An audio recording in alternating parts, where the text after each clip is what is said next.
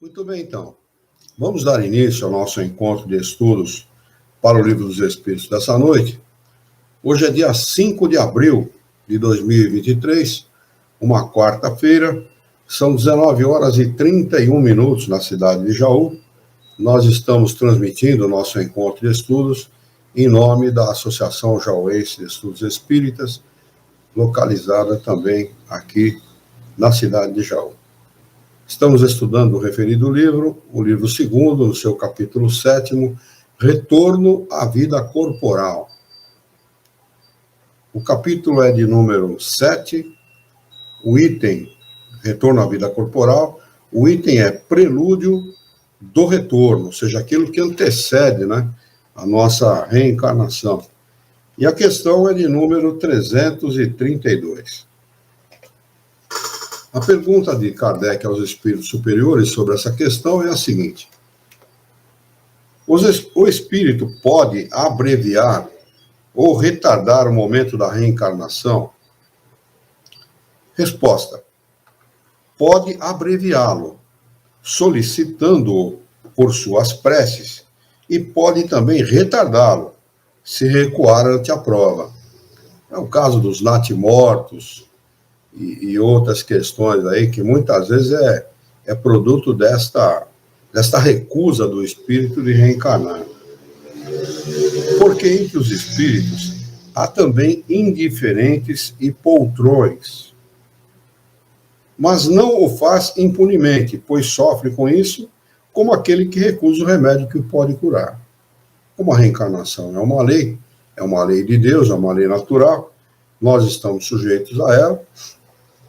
E quando chega o momento de reencarnar, nós podemos, é o nosso livre-arbítrio, nos negarmos a reencarnar, não aceitar o corpo, nos revoltarmos, mas nada disso é feito impunemente, como ele diz aqui. Na realidade, não é uma punição, O espírito vai sofrer a consequência da sua atitude impensada. A realidade é isso. Questão de número 333. Se um espírito se sentisse bastante feliz numa condição mediana entre os espíritos errantes e não tivesse a ambição de se elevar, poderia prolongar indefinidamente esse estado? O cara está lá numa condição mediana, A pergunta de Kardec é essa. Ele está feliz. Eu não sou nem muito feliz, mas também não sou infeliz. Para mim está bom desse jeito, eu não preciso fazer mais nada, Aí os espíritos respondem: não indefinidamente. Cedo ou tarde, o espírito sente a necessidade de avançar. Todos devem elevar-se, pois esse é o destino de todos. Nós poderíamos, por essa resposta dos espíritos, dizer o seguinte: aqueles que estão nos assistindo, ou que venham a assistir esta live futuramente, nós poderíamos dizer o seguinte: o nosso destino, se é que existe um destino não existe, nós não estamos predestinados a coisa nenhuma, mas se houvesse um destino, nós poderíamos dizer que todos nós estamos condenados a ser felizes, indistintamente. Até o mais reles dos homens, o mais vil, o mais violento, um homicida, qualquer dos homens, mais reles deles, até o mais feliz deles aqui na Terra, todos nós estamos condenados, no mundo dos espíritos, a sermos felizes, porque iremos progredir a ponto de alcançar a felicidade verdadeira, porque aquilo que se entende por felicidade aqui na Terra não é, de verdade, felicidade para o espírito, É felicidade para o homem, porque é fruto da sua ambição, é fruto do prestígio que ele consegue aqui, prestígio social, prestígio político, o prestígio financeiro que o dinheiro pode trazer, mas nada disso realmente é felicidade, porque a gente sabe que a felicidade plena, sem manchas, ela é aquela que é alcançada no mundo dos espíritos, aquela que é alcançada como espírito livre, espírito em estado de erraticidade, como ele diz aqui, espírito errante, livre, sem corpo físico. Essa é a verdadeira felicidade. E todos nós, indistintamente, a alcançaremos. Porque, por evoluir, por progredir, o espírito vai, aos poucos, alcançando essa felicidade sem rusgas, sem manchas, a verdadeira felicidade, como é prometida por Jesus, não é?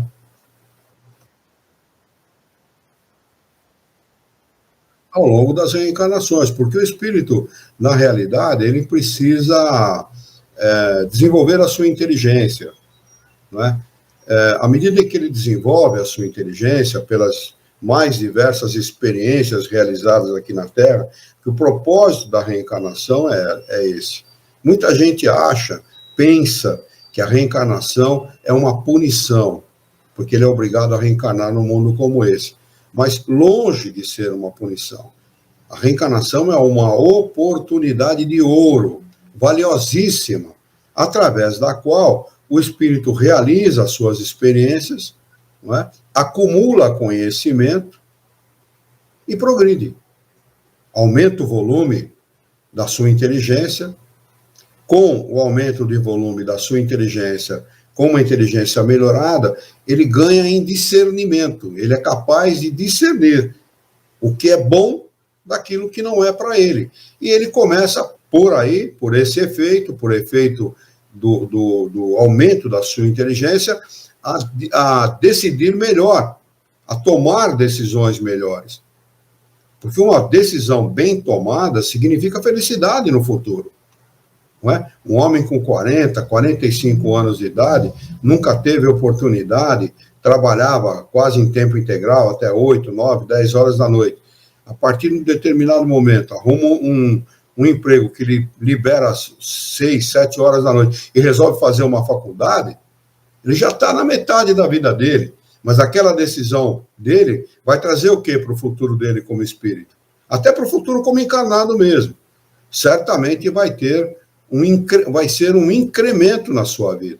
Vai melhorar a sua condição social, a sua condição financeira, e para ele, como espírito, certamente vai melhorar muito, porque ele, pelo seu empenho, pela sua dedicação, embora já esteja na metade da sua encarnação, do ponto de vista da idade, ele tomou a decisão, a boa decisão, de melhorar, a boa decisão de incrementar o seu conhecimento. Assim é o espírito que faz progredir a sua inteligência. E é para isso que nós estamos aqui, para aumentar o volume do nosso conhecimento.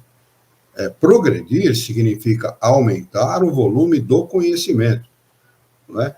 O espírito desencarna, ele aprende em estado de erraticidade, quando ele está livre, sem corpo físico, vai a outros mundos, faz cursos, observa as pessoas realizando tarefas, né? Participa de palestras e etc., e aprende, aumenta o volume do seu conhecimento. Né? Porque lá, segundo o que os próprios espíritos superiores ensinam, né, ditaram a Kardec, você aprende em horas o que leva anos para aprender aqui. Né? E quando ele reencarna, a mesma coisa. Se ele reencarnar, se for ali naquele corpo, estiver reencarnado um bom espírito, ele vai tomar boas decisões. Enquanto os coleguinhas vão matar a aula, né, vão lá para o lago nadar, jogar bola e tal, ele vai participar das suas aulas, independentemente da opinião dos outros. Né? Sempre tem aquele que é considerado Caxias. Né? Pô, o cara é Caxias, o cara não mata a aula. Mas é que o espírito sabe. Muitas vezes ele não sabe, como criança, definir por que ele é daquela maneira. Mas o espírito sabe. O espírito dele sabe que ele tem que permanecer naquele caminho para poder dar providência, né, da sua encarnação, dos seus compromissos como espírito. E assim ele aumenta o volume do seu conhecimento encarnado também. Então a gente aprende como desencarnado e aprende como encarnado. Consequentemente, aumenta o volume do conhecimento. Aumentando o volume do conhecimento, desenvolve a inteligência. Desenvolvendo a inteligência, toma melhores decisões e melhora também a própria moralidade, a qualidade daquilo que é moral. Então, o espírito, ele faz neste nesse trabalho, né, de progredir, de aumentar o volume do seu conhecimento, o progresso nos dois campos do progresso, que é no intelecto e na moralidade. Né? Forçosamente, isso acontece para e passo, paralelamente. Né? Às vezes o espírito avança muito na inteligência e a moralidade fica para trás. Daí a gente vê esses absurdos cometidos aí por gente inteligentíssima. Como é que um cara inteligente a esse ponto pensa uma barbaridade dessa, ou fala uma barbaridade dessa, ou age de forma bárbara, né? A gente não entende muito bem. É porque a inteligência está na frente da moralidade. Aí vai reencarnar, vai desencarnar, vai sofrer as consequências daquilo que fez e vai reencarnar para adiantar a moralidade. Por isso que Kardec diz que muito pequena é a ideia, né? Está muito aquém a ideia daquele que imagina que a condição social é capaz de definir um espírito. Porque o doutor pode estar em inteligência e moralidade muito abaixo do gari, muito abaixo daquele sujeito que recolhe lixo, ou daquele que está jogado no meio da rua. Né? Por quê? Porque aquele está nessa condição porque já foi doutor numa outra encarnação e usou de forma equivocada a sua inteligência. Porque a inteligência, ao contrário do que muita gente imagina, ela é meio, não é fim. Ela é uma ferramenta dada para o progresso do espírito. Então, ele tem que usar adequadamente, com responsabilidade, porque ela é uma ferramenta dada para o espírito desenvolvê-la e auxiliar a si e ao seu próximo. Então, ela não é fim. Ser inteligente não significa ser mais do que quem quer que seja. O espírito é inteligente porque ele teve mais oportunidades, reencarnou mais vezes, desenvolveu a sua inteligência. O que não significa que ele é melhor que ninguém. Então, inteligência não é fim, é meio. Esse é o grande equívoco de muita gente. Quando a pessoa é inteligente, ela tem por dever, dada ao significado desta ferramenta, de ajudar o próximo. Uma pessoa com uma enxada na mão, o que significa que ela tem que fazer? Ela tem que limpar o terreno, ela tem que carpir, ela tem que plantar, ela tem que realizar as tarefas que indicam a própria ferramenta. Quem está com enxadão, quem está com uma picareta, uma pá, uma caneta, né? Todas as ferramentas indicam o uso que a gente deve fazer dela. Quem usa uma pá, uma picareta, ou seja, para matar alguém, ele fez mau uso daquela ferramenta, porque a ferramenta é meio, não é fim. A ferramenta também é meio, como a inteligência é meio. Então, o uso que nós devemos fazer desta ferramenta, chamada inteligência, é exatamente esse. Nos auxiliar a conquistar os bens morais e os bens espirituais e auxiliar o nosso próximo. Quem faz isso está dando um bom uso para a sua inteligência. Né? Quantos profissionais, quantos empreendedores, donos de empresa não pagam os direitos trabalhistas, por exemplo, dos seus empregados? Está sim de gente que faz isso. São pessoas inteligentíssimas, empreendedores, trabalhadores, são pais de família, mas se negam a pagar os direitos trabalhistas de seus empregados. Quer dizer, estão usando de forma equivocada essa ferramenta. Não é? Muito bem. Questão de número 334, se eu não estou equivocado. Pergunta de Kardec aos espíritos superiores. A união da alma com este ou aquele corpo está predestinada? Ou no último momento é que se faz a escolha? Resposta dos espíritos superiores. O espírito é sempre designado com antecedência. O espírito só reencarna na Terra por uma única razão. Ele tem interesses aqui. Porque a Terra para ele não significa nada. O planeta, por si só, não significa nada. Significa os interesses que eles têm aqui. Tem gente que ele ama, ou que ele tem alguma diferença, ele odeia, teve algum problema,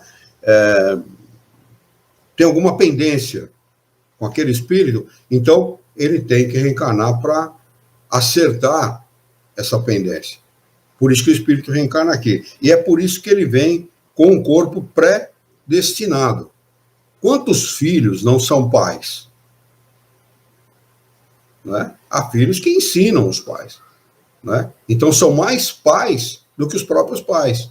Estão muito mais na condição de pai do que de filho. E tem um filme que retrata isso muito bem, chama O Castelo de Cristal, se eu não me engano. Está na Netflix. Muito interessante esse filme nesse aspecto. Quem tem a visão espírita, quem vê pelo lado espírita a coisa, com conhecimento espírita, vai entender aquilo que eu estou falando. O Castelo de Cristal é um filme que deixa um pouco, muitas vezes, de tristeza na gente, por ver como o sujeito lida com a família, um fato verídico. É história verídica de um norte-americano, alcoólatra, tal, que cria a família de um jeito completamente imprudente, vamos dizer assim, para dizer o mínimo possível. Né? Mas aqueles filhos, ele tinha 4, estavam muito mais na condição de pais dele do que propriamente de filhos. Né? É por isso que o espírito vem sempre, é designado um corpo para ele sempre com antecedência. Eles continuam respondendo: escolhendo a prova que deseja sofrer, o espírito pede para se encarnar. Ora, Deus, que tudo sabe e tudo vê, sabe e vê com antecedência que tal alma se unirá a tal corpo. E é assim que a coisa ocorre mesmo, né? Porque nós somos designados ao corpo que nos é necessário para o progresso. Não é? Ele é necessário para o nosso progresso. Muita gente refuga o seu corpo por ser destro daquela maneira, por ser gordo, por ser excessivamente magro, por ser negro, por ser amarelo, por ser isso, por ser aquilo, mas deveria agradecer, porque ele está num corpo que é o próprio para ele, é o especial para que ele possa fazer o seu progresso. Então ele está sempre na hora certa, no corpo certo e no momento certo para realizar o seu progresso. Questão de número 335. Pergunta: o espírito tem o direito de escolher o corpo ou somente o gênero de vida que lhe deve servir de prova? Resposta dos espíritos superiores. Ele pergunta se o espírito tem o direito de escolher. Ele não está falando aqui que alguém vai designar este ou aquele corpo para ele. É livre-arbítrio, liberdade. O espírito tem essa liberdade de escolha. Aí ela está conosco. Castelo de Vidro, ela está me lembrando aqui, é isso mesmo. É Castelo de Vidro. Obrigado, bem, pela sua lembrança. O nome do filme, então, o correto é Castelo de Vidro, na Netflix. Então, os espíritos respondem para Kardec o seguinte: ele, o espírito, pode escolher também o corpo, porque as imperfeições do corpo são provas que o ajudam no seu adiantamento. Se ele vencer os obstáculos encontrados, mas a escolha nem sempre depende dele, que pode pedi-la. Por que a escolha não depende dele? Porque se ele for arredio à reencarnação, ele não quer reencarnar, ele vai ter que, por uma medida da providência divina, vai ter que reencarnar. Não tem como. Eu conheço um caso assim, até já contei, né, o caso de um primo, filho de um primo meu. Eu conheci, a tia-avó dele era a tia da minha mãe, era minha tia-avó, né, e ela era vidente, ela via os espíritos, e ela via o neto totalmente arredio, não queria reencarnar. Esse rapaz teve uma vida difícil. Jovem, se viciou em maconha, e junto com a maconha usava o álcool também, que normalmente eles fazem isso em paralelo, né? Usa a maconha e o álcool. Esse rapaz, quando ele usava a maconha e tomava álcool, 4 homens o seguravam, rapaz. Ele era um cara totalmente... Tanto que, a última vez que eu fiquei sabendo dele, ele estava no presídio do Carandiru. Por quê? Eu não sei. Parece que nem em São Paulo mora mais. Então, Foi realmente uma encarnação em que o espírito não queria reencarnar. Não queria, estava arredio. Estava revoltado com a reencarnação. Né? Sabe-se lá por quê, né? Ou ele não queria aqueles pais, ou não queria aqueles irmãos, ou não queria a família, alguma coisa, ou propriamente não queria reencarnar, porque sabia pelo que iria passar. Né? Porque o espírito normalmente se nega a passar pelas suas provas. Esse é o grande problema. Nós precisamos aprender a aceitar as dificuldades da vida. Precisamos aprender. Quem se revolta com as dificuldades da vida não está sabendo o mal que faz para si mesmo. Não é? Um navio que leva aviões, um porta-aviões, quando, num determinado momento de um combate ou num treinamento, o porta-aviões ele se posiciona contra o vento, para os aviões poderem decolar, porque avião nenhum decola a favor do vento. Se ele tentar decolar a favor do vento, ele cai. Assim somos nós podemos comparar isso com as dificuldades da vida. Nós podemos fazer aí uma analogia entre o vento sendo a dificuldade e nós, o avião, que está progredindo, levantando o voo. Não é? Então, a dificuldade nos ajuda a levantar esse voo, a progredir. É necessário que o homem entenda essa necessidade. Nós estamos aqui por pouquíssimo tempo. Pouquíssimo. O que são 60, 70, 80 anos? Não é nada em relação à imortalidade. Que número nós poderíamos dar para a imortalidade?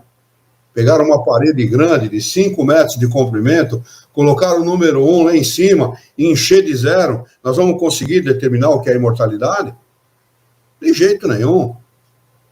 Supondo que esse número determinasse o número de anos que representasse a imortalidade do espírito, não é nada.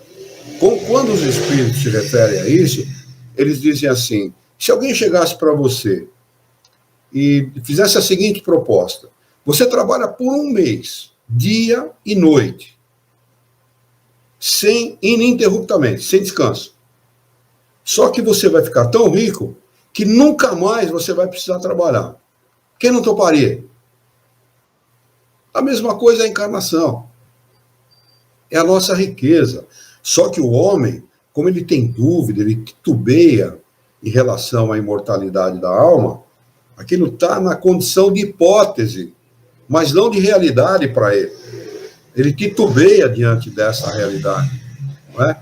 Ele acha que os bens espirituais têm valor, mas, olha, entre o valor dos bens espirituais, eu fico com os bens materiais, porque esse pesa no meu bolso e eu tenho condição de fazer muita coisa com ele. O que vem depois a gente vê. Aquele viciado em álcool que eu conheci aqui em Jaú, ele falava assim: olha, ô fulano, tu chegar para ele e falar assim: ô fulano, você tem que largar de beber, você vai ter problema de saúde. Era um cara dos 40 e poucos anos, 50 anos mais ou menos. Ele falava: olha, esse ano vai assim, ano que vem a gente vê o que faz. Se referia desse jeito. Então é assim para o espírito que está encarnado. Né? Ele vive e vai atrás dos bens materiais, custe o que custar. Pode custar mentira, enganação, corrupção, crime, pode custar o que for. Ele quer saber dos bens materiais, porque esse ele sabe o que tem na mão. E ele se esquece que um dia ele vai desencarnar. E que é nesse momento em que ele vai estar bem ou não no mundo dos espíritos. É nesse momento. O momento mais importante. É o momento crucial da vida de qualquer um, porque nós não vivemos aqui na Terra, nós existimos. A vida é do espírito, porque é a vida imortal, é a vida da imortalidade. O espírito, ele tem começo, porque ele foi criado, mas não tem fim.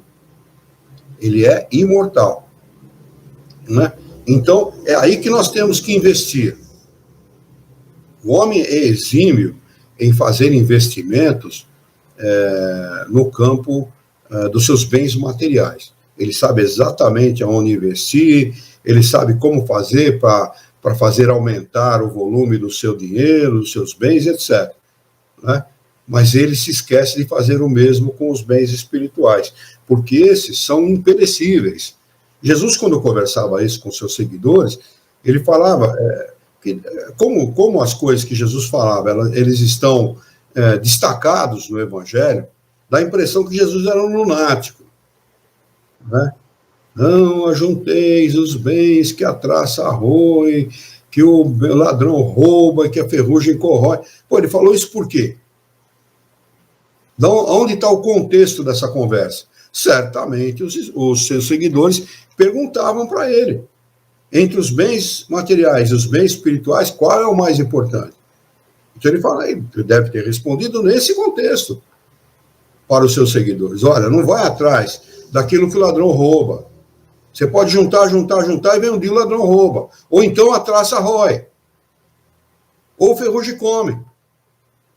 Mas vai atrás dos bens espirituais, esses são imperecíveis. A esse mesmo respeito, ele diz assim, olha, o homem sábio fez a sua casa sobre a rocha.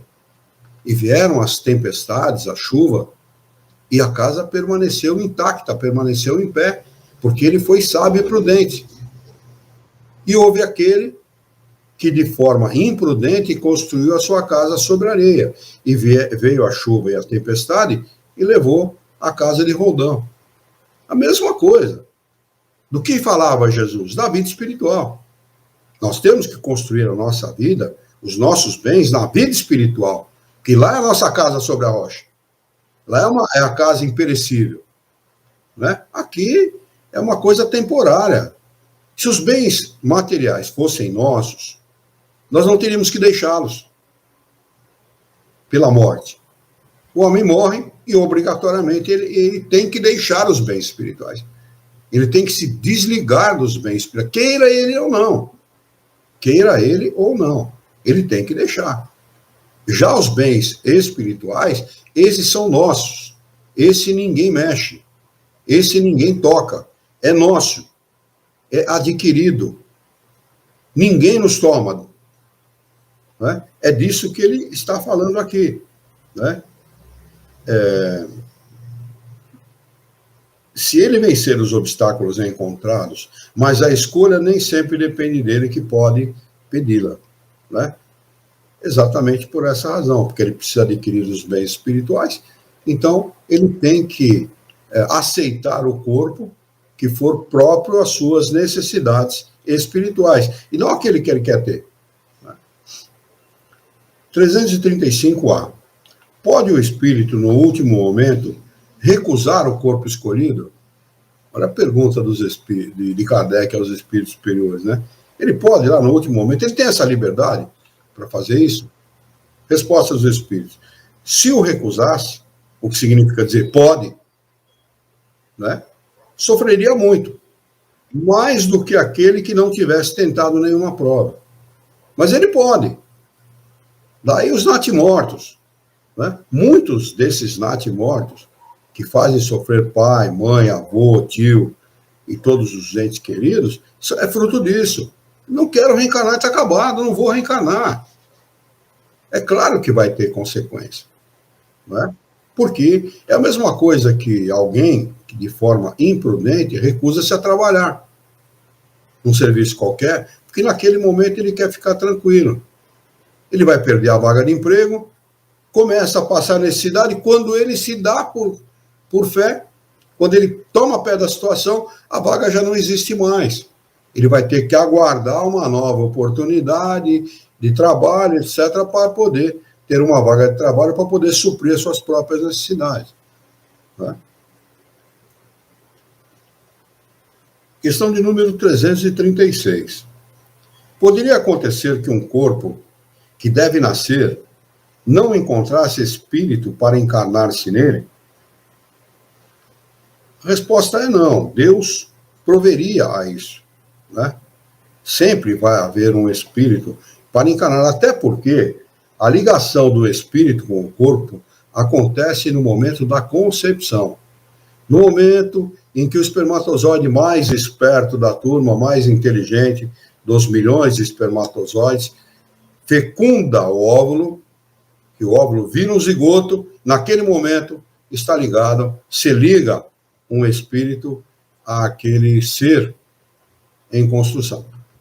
É naquele momento, não é no momento do nascimento, não, como imaginam muitas religiões e muitos livros aí que se dizem espíritas, falam também, que a reencarnação se dá só aos 7 anos. Conversa fiada. A reencarnação, ela está pronta no momento em que o espírito nasce, que ele vem à luz, 9 meses depois, 57 semanas, se não me falha a memória, se eu não estou errado, né? No momento em que o corpo está maduro para vir à luz, né, o espírito já está ligado, porque ele vai se ligando ao corpo molécula a molécula, que destrói outra coisa chamada centro de força. Tem nada de centro de força. Não tem centros especiais no corpo. Centro base, chakra, um monte de chakra. Não, o espírita, ele é pródigo em inventar bobagem, né? Pega o que está em outras crenças e transporta para o espiritismo achando que tudo é uma coisa só. E não é. Os espíritos explicam. O espírito, ao se ligar a um corpo em formação, ele vai se ligando a esse corpo molécula a molécula. Está lá no livro A Gênese, essa explicação. Né? O que significa dizer que os campos de força, os chamados chakras, que tanto gostam os esotéricos, os místicos, simplesmente eles não existem. Não é? O que existe, na realidade, é que, por um hábito de utilizar-se mais desse ou daquele ponto de corpo, do corpo, ou aquele centro, vamos supor, se o espírito usa mais a cabeça para trabalhar, aquele centro fica mais concentrado de fluido vital. Então, há uma concentração maior de fluido vital. Então, quando alguém que é capaz de ver a aura do espírito, né, aquilo que a gente transmite quando a gente está fazendo uma prece, por exemplo, que é a expansão dos nossos fluidos, né, ele vai ver mais iluminado, por exemplo, a cabeça. Mas ele não está vendo pelo espírito, não. Ele está vendo a expansão do fluido vital. Né? Mas é só isso. Isso não significa dizer que existe um centro de força na cabeça do sujeito, não. Ele só desenvolve mais aquilo e concentra mais fluido, porque ele precisa que haja uma concentração maior para ele usar aquela ferramenta que ele mais usa. E assim sucessivamente.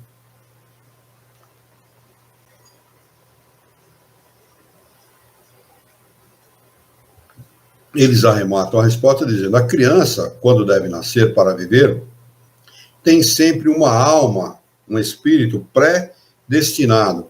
Nada é criado sem desígnio. Não existe nada de inútil no mundo, nada. No universo, na natureza. Muito menos um corpo humano. Não é? Questão de número 337. A união do espírito com determinado corpo pode ser imposta por Deus? Olha, essa ideia é uma ideia mais católica do que espírita, porque Deus não impõe nada para ninguém. Ele não toma decisões unilaterais e individuais. O que rege a nossa vida são as leis de Deus. Então, como a reencarnação é uma lei, não tem nada imposto. É uma lei. E a lei de Deus é inexorável. Ela age independentemente da vontade do espírito. Não é? Mas eles respondem conforme a pergunta, porque os espíritos sempre procuram responder de conformidade com o que são perguntados. Né? Sim, pode ser imposta da mesma maneira que as diferentes provas. Acho que o espírito precisa que alguém imponha as provas para ele? Evidentemente que não. O espírito só pede aquelas provas porque ele já desenvolveu a sua inteligência, a sua compreensão, a ponto de entender que aquilo é uma necessidade. Ou ele passa por aquelas provas, ou ele não vai progredir espiritualmente. O seu espírito vai ficar estacionário. Quem quer ficar estacionário? Quem quer ficar marcando passo? Ninguém em sã consciência. Sobretudo quando ele descobre que ele é um espírito imortal e que ele precisa alcançar a felicidade. Não é? Então, as provas não precisam ser impostas, assim como o corpo não precisa ser imposto. Mas eles respondem de conformidade com a pergunta de Kardec. E eles continuam, sobretudo quando o espírito ainda não está apto a fazer uma escolha com conhecimento de causa, ou seja, ele não tem inteligência, não tem discernimento e não tem moral para isso. Mas a partir do momento em que o espírito sabe escolher, tem inteligência para isso, e tem conhecimento de causa, ninguém precisa impor nada. Absolutamente. Então isso acontece com os espíritos primitivos, não no nosso mundo. No nosso mundo não há espíritos primitivos como no mundo primitivo. Lá no tempo das cavernas, lá quando não se conhecia nem o fogo, nem a roda, nem coisa nenhuma. Lá sim. Não é? Lá, quem tinha que prover a reencarnação são as leis do Criador. Nem o Criador, são as suas leis. Porque o Criador está fora do universo. Diferentemente do que pensa o judeu e outras religiões, né? O judeu chama a Bíblia de a primeira aliança de Deus com o homem. O Evangelho de Jesus, a segunda aliança de Deus com o homem. Né? E como se Deus precisasse fazer aliança com o homem, não precisa fazer aliança nenhuma. Deus não está no universo. Ele não está dentro do universo, ele é criador. Se ele estivesse dentro do universo, ele seria criatura. Ele é o criador incriado, causa primeira de todas as coisas. Ele que deu causa para tudo isso que nós conhecemos, pela sua inteligência. Não é? Então é um absurdo pensar dessa forma. As suas leis, elas prevêem para poder prover. A mesma coisa que faz a dona de casa. Ela dá uma olhada na prateleira, fala assim, ó, tá faltando arroz, feijão, sal, açúcar, óleo, pimenta. Faz uma relaçãozinha, né? E vai no mercado e provê o que a casa necessita. Então, ela prevê tudo o que é necessário para poder prover a casa. Assim que o Criador faz com todos nós, com tudo aquilo que nós conhecemos. Né? De forma previdente, inteligência suprema do universo, causa primeira de todas as coisas, ele previu para poder prover todas as coisas. Então ele sabe de todas as coisas, sabe de todas as nossas necessidades. Todas. Né? Indistintamente todas. Como expiação, o espírito pode ser constrangido a se unir a um corpo de uma criança que, por seu nascimento e pela sua posição que terá no mundo, poderá tornar-se para ele um meio de castigo. Eu fui muitas vezes nas casas André Luiz em São Paulo, eles acolhem muitas crianças com hidrocefalia. Não sei se você já viu uma criança com hidrocefalia. A cabeça é maior que o corpo. As filhas começaram a reclamar da vida, uma tinha 7, 8 anos, a outra tinha uns 6, mais ou menos. Falaram, vocês estão reclamando? Vão comigo. Levei elas nas casas André Luiz. A primeira não conseguiu visitar o segundo andar, parou no primeiro mesmo, falou, fica aqui fora, não quero nem ver. Aí acabou aquela reclamação, viu? Parou a reclamação, não. Né? Então, a gente vê que ali são espíritos que são totalmente dependentes da caridade alheia, da caridade das pessoas, totalmente dependentes. Se não houver, porque são abandonados, são espíritos que estão ali reencarnaram, estão abandonados, à mercê da própria sorte, né? E que, se não fosse as casas André Luiz, o mérito daquela gente é extraordinário, né? São gente que faz um trabalho ali de ajuda, muito grande, realmente, né? Além do que, tem ali o maior centro de comunicação espírita do mundo, né? Aquela emissora de rádio que eles têm ali, a emissora Boa Nova de Guarulhos, né? E um trabalho excepcional. Então, você vê ali, né, espíritos que reencarnaram num corpo que realmente é um corpo que vai trazer para ele só problema, não vai trazer solução nenhuma. Apesar que, embora todos os problemas que eles trazem para o espírito, dentro de todos os problemas está a solução. Eu visitava um asilo ali como é que é o nome? Cemitério da Quarta Parada, eu não esqueci o nome daquele bairro em São Paulo. Nós íamos lá e tinha uma moça que ela ficava sempre na entrada do asilo. E eu conversava muito com ela. Ela estava abandonada, aquela moça estava abandonada ali. Mas ela transpirava alegria, aquela moça. Era impressionante de ver. Aquela moça, ela, por um problema de um parto mal feito, ela começou a dar problemas circulatórios nela, ela amputou um pé, amputou uma perna, amputou a outra perna, amputou um braço, ela era só o tronco. Chamava-se Marília. E a Marília era a alegria em pessoa. Ela contagiava pela alegria. Como é que alguém num corpo como esse foi abandonada pela própria família, foi abandonada pelo marido, mal conhecia o filho que deu causa aos seus problemas físicos, e ela transpirava alegria. Não é? Então, como é que um corpo daquele pode ser castigo?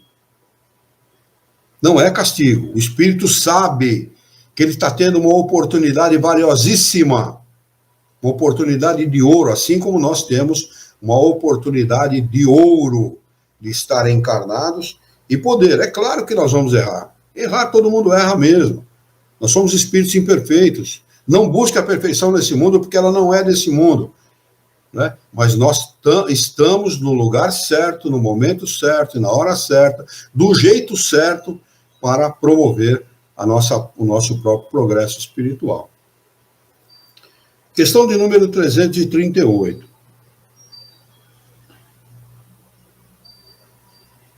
Pergunta de Kardec aos espíritos superiores. Se acontecesse que muitos espíritos se apresentassem para ocupar o mesmo corpo que vai nascer, o que decidiria entre eles?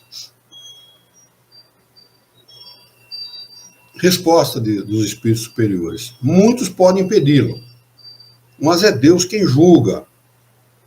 Em casos assim, é o mais capaz de preencher a missão a que a criança se destina.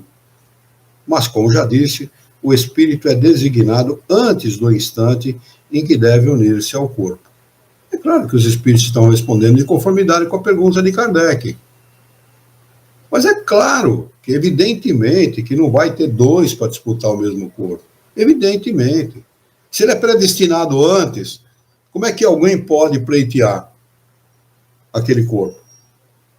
Não tem sentido. Ele é ligado da fecundação do óvulo, ele já está ligado. Não tem como alguém pleitear aquele corpo. É que, claro, que Kardec perguntou dessa forma, os espíritos precisavam esclarecer.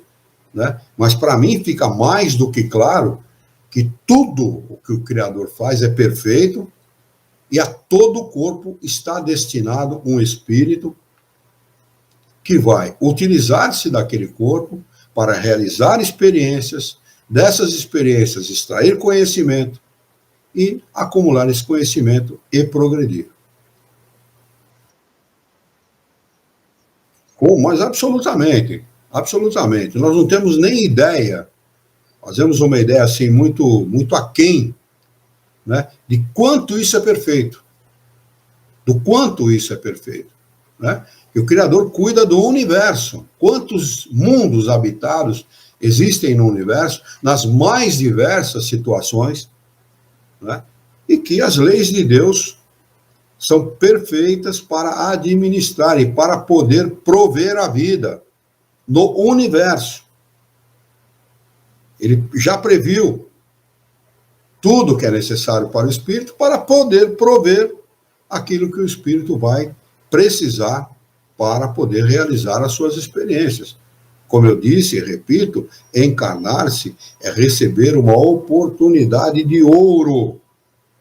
É a mesma coisa que um grande jogador, vou me referir ao futebol, que é o que mais nós conhecemos aqui no nosso país, um grande jogador de futebol, um excelente jogador de futebol, fica lá na reserva. Não recebe oportunidade para jogar. Né? Nós, como jogador de futebol, recebemos essa oportunidade para jogar. né?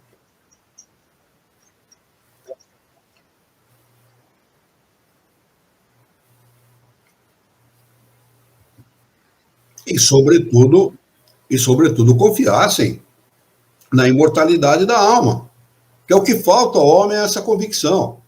Falta ao homem a convicção da imortalidade da alma. Lamentavelmente, apesar de todo o trabalho de Jesus, dos bons espíritos, né, dos espíritos que reencarnaram aqui, Confúcio, Sócrates, Platão, Buda e Jesus de Nazaré, que foi o maior deles, né, que trabalharam, né, muito em cima dessa ideia para que o homem pudesse adquirir essa ideia, ter confiança nessa ideia, que a partir do momento que nós temos confiança, nós sabemos dessa realidade, que é a imortalidade da alma, 3/4 da importância da vida material se perdem.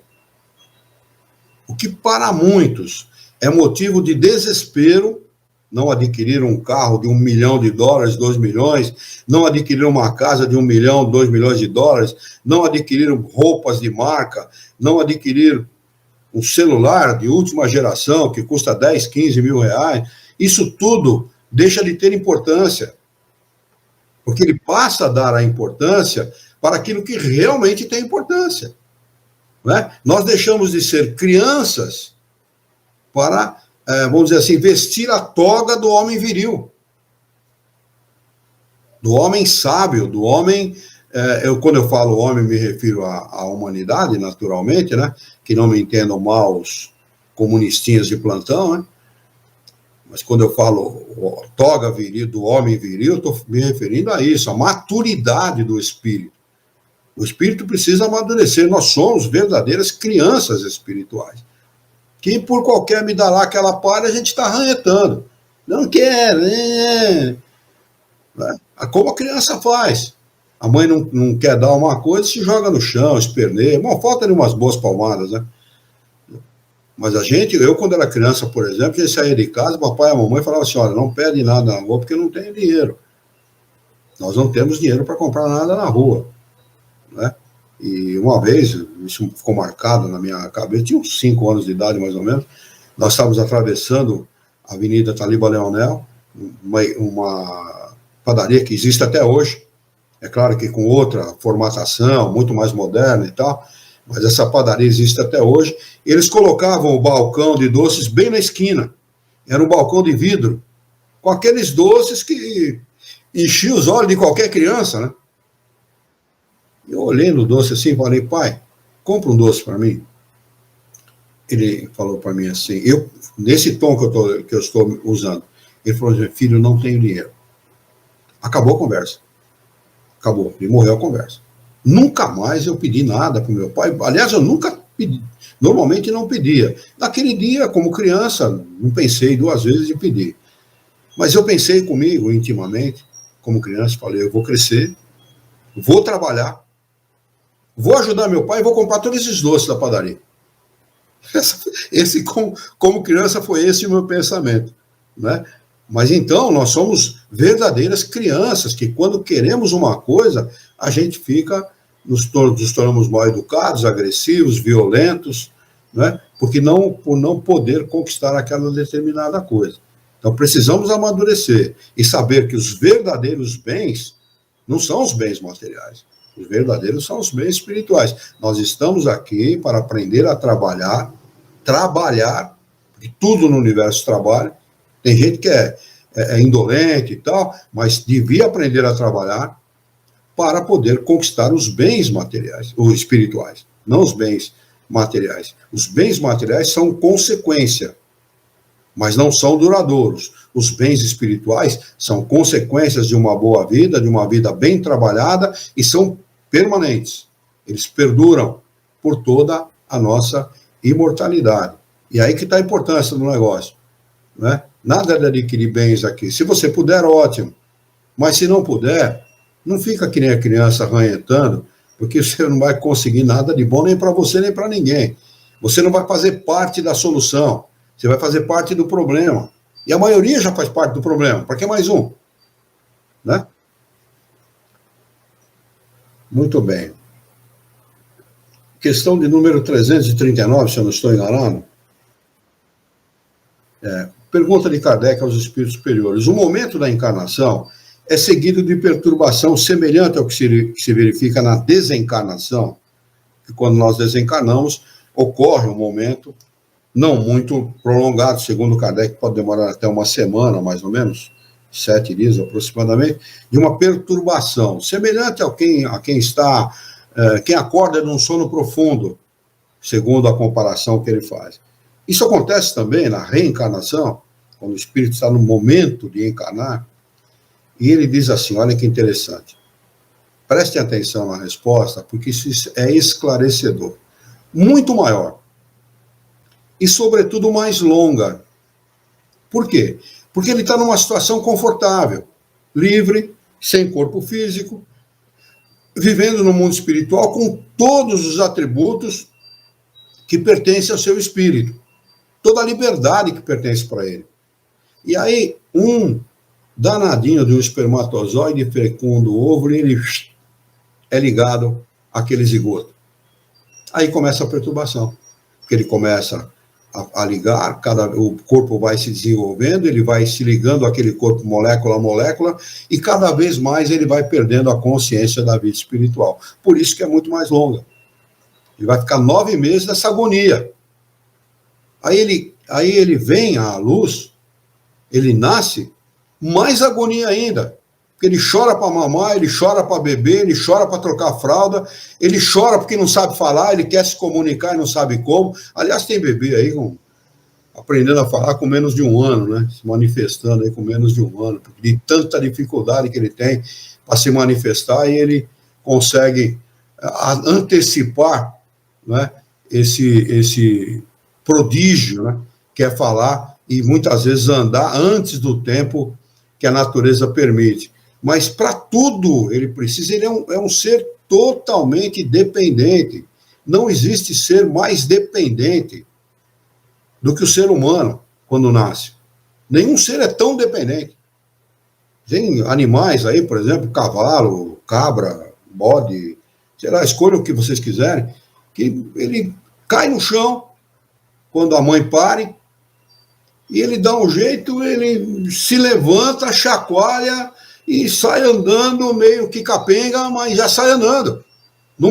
Praticamente no momento do seu nascimento.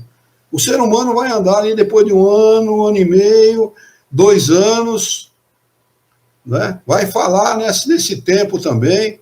Quer dizer, ele reconhece a mãe, ele não vê a mãe, ele reconhece pelo cheiro, né? E assim sucessivamente. Quer dizer, é um complicador para o espírito reencarnar, né? Desse ponto de vista. Porque ele sai de uma situação de conforto para uma situação agressiva para o espírito, onde ele é limitado em toda a sua capacidade. Ele não tem mais aqueles atributos do espírito, deixam de existir naquele momento. E ao longo da sua encarnação, né, aqueles atributos deixam de existir. E dizem os espíritos que os espíritos superiores só consentem encarnar no mundo como o nosso, porque eles podem, naquele período de 7, 8, 9, 10 horas de sono, se relacionar com os espíritos que são da mesma classe deles. Eles vão ter liberdade, como se estivessem desencarnados e tal. É só por isso que eles consentem reencarnar no nosso mundo. E nós também temos essa liberdade durante o sono do corpo físico, aquele período em que nós ficamos num estado semelhante ao que está o espírito desencarnado, embora estejamos ligados a um corpo físico. E ele complementa a resposta. Na morte, o espírito sai da escravidão. No nascimento, entra nela. Quer dizer, eu precisei falar um monte para explicar o que ele explica aqui em 4, 5 palavras, né? É exatamente isso. Na morte, o espírito sai da escravidão. No nascimento, entra nessa escravidão. O espírito fica cativo de um corpo físico. Por isso que nós nunca, em hipótese alguma, devemos lamentar a morte de um ente querido, de um filho, de um pai, de uma mãe, de uma esposa, de um esposo. Em hipótese alguma. Ele saiu da escravidão. Ele deixou a escravidão de um corpo físico. Então nós devemos nos alegrar. Vai chegar um momento na humanidade que nós faremos festa por compreender essa realidade. Questão de número 340.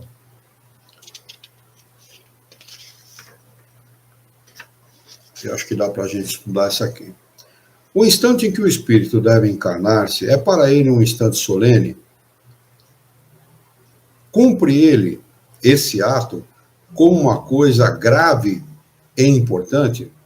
Resposta: é como um viajante que embarca para uma travessia perigosa e não sabe se vai encontrar a morte nas vagas que afronta. O sujeito sobe lá numa caravela, no tempo de Cabral, né? Aquele tempo lá, e sabe o que vai acontecer.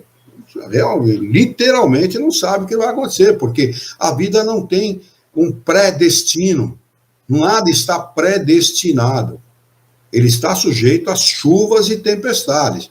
Eu costumo dizer, muitas vezes brincando com os colegas, com os companheiros que estudam doutrina espírita, que só os corajosos reencarnam nesse mundo. Precisa ser muito corajoso. O sujeito precisa chegar aqui e falar: eu vou peitar, eu vou encarar, eu vou vencer. Né? Ser determinado nesse ponto, porque aqui não é brincadeira, isso aqui não é para quem gosta de brincar, não. Isso aqui é uma coisa séria. Ai daquele que não leva isso aqui a sério. Tem gente que fala para mim: você leva a coisa muito a sério. Pô, e quem brinca com a vida ganha alguma coisa? Quem brinca com a vida leva alguma coisa de vantagem? Eu suponho que não. Eu suponho que a vida é para... Eu nunca levei a vida na brincadeira, muito pelo contrário, sempre muito a sério, porque a gente quer estar aqui pelo mínimo de tempo possível. É claro que nós vamos reencarnar muito mais vezes aqui, mas procurar progredir na medida das nossas possibilidades o máximo possível, que é para poder ter méritos, para ter uma encarnação melhor e uma outra melhor, até chegar no ponto de não precisar encarnar mais em mundos de expiação e provas. Onde lá no Evangelho segundo o Espiritismo, né, quando eles relatam sobre os mundos, eles dizem assim: no mundo de expiação e provas, o mal vence o bem. Palavra dos Espíritos, não é minha, não. O mal vence o bem. Está mais do que provado isso. Por tudo aquilo que a gente vê no nosso Brasil, no mundo afora, está mais do que provado isso. Realmente aqui o mal vence o bem. Né? E Kardec dá a seguinte explicação para essa resposta dos espíritos superiores. O viajante que embarca sabe os perigos, a que perigo se expõe, mas não sabe se naufragará. Assim se dá com o espírito. Ele conhece o gênero de provas a que se submete, mas não sabe se sucumbirá. Da mesma maneira que a morte do corpo é um renascimento para o espírito, a reencarnação é para ele uma espécie de morte. Então, a morte é uma espécie de renascimento para o espírito. E da mesma maneira que nós precisamos aprender a viver aqui quando reencarnamos, aprender a andar, a falar, a nos relacionar, a nos comunicar, etc., quando nós desencarnamos, nós estamos em déficit com a vida espiritual, com o mundo dos espíritos, com o tipo de natureza da vida dos espíritos. Precisamos reaprender. Assim acontece mesmo. Só que é muito mais fácil. Você está saindo de um Fusca para entrar num Galaxy. Só sabe do que eu estou falando quem viveu na década de 70. Essa molecada que vai ouvir não vai saber o que eu estou falando, vai saber por fotografia. Era uma delícia. Hã? Não, mas eu estou falando do Galaxy porque era uma nave mesmo, né? Aquilo era uma sala de estar, né? O Fusca balançava, trepidava, era duro, não quebrava. Mas também eu vou te falar, pensar em tudo naquele carro, menos em quem vai dentro. Pensar em tudo. É um excelente automóvel. Não precisa de água, não quebra. Qualquer arame e um alicate você conserta e tal, né? Mas o Galaxy, pelo amor, eu andei naqueles carros porque meu pai era motorista, operário que era motorista da Nestlé, e ele muitas vezes vinha na década de 60, final da década de 60, início da década de 70, vinha com os Galaxy para casa. Eu andei em Galaxy 500, andei em Landau. É uma nave, aquilo é uma nave espacial, outra conversa, né? Então, sair da vida material para a vida espiritual é isso. Um conforto muito maior, a maciez, muito gostoso, vai lidar com gente boa, né? Não tem os horrores da vida material, né? Não tem nada do que a gente conhece aqui. Mas o contrário também é verdadeiro, né? O renascimento para o espírito, a reencarnação, é para ele uma espécie de morte. Por que uma espécie de morte? Porque ele perde todos os atributos do espírito. Liberdade, capacidade de comunicação, a matéria para ele é empecilho, enquanto que para o espírito não é. Capacidade de locomoção pelo pensamento, enquanto que ele praticamente se arrasta nesse mundo. E assim sucessivamente. Todos os outros atributos ele perde. Então é para ele uma espécie de morte. Ou antes. Como?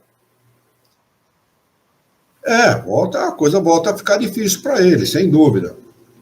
E diz assim, ou de exílio e de clausura. Está enclausurado, está preso. Né? Ele deixa o mundo dos espíritos pelo mundo corpóreo, como o homem deixa o mundo corpóreo pelo mundo dos espíritos. O espírito sabe que reencarnará, como o homem sabe que morre. Mas, como este, não tem consciência do fato, senão no último momento, quando chega o tempo desejado. Então, nesse momento supremo, a perturbação envolve, como no homem em agonia, e essa perturbação persiste até que a nova existência esteja nitidamente firmada. Olha, nesse nitidamente firmado é que está o problema. Porque ele leva para isso, depois que nasce 5, 6, 7, 8 anos, até ele aprender a como lidar com as coisas. Ele tem que aprender a lidar com tudo. Tem que aprender a lidar com os coleguinhas da escola, com o pai, com a mãe, com os tios, com os primos, aprender a se comunicar, o que deve falar, o que não deve. Né? Complicadíssimo reencarnar. Complicadíssimo. O espírito, eu suponho que seja isso, ele aprende porque aprende, não tem outra maneira. Não tem outra forma. Ele tem que aprender. Ou na marra, ou por pouco, ou por muito, ele tem que aprender. Né? O início da reencarnação é uma espécie de agonia para o espírito. Né? E realmente deve ser uma agonia terrível. Né? Vamos marcar aqui a 341 para a gente estudar no nosso próximo encontro, na próxima quarta-feira. Questão de número 341. Muito bem. Alguma pergunta? Alguma dúvida?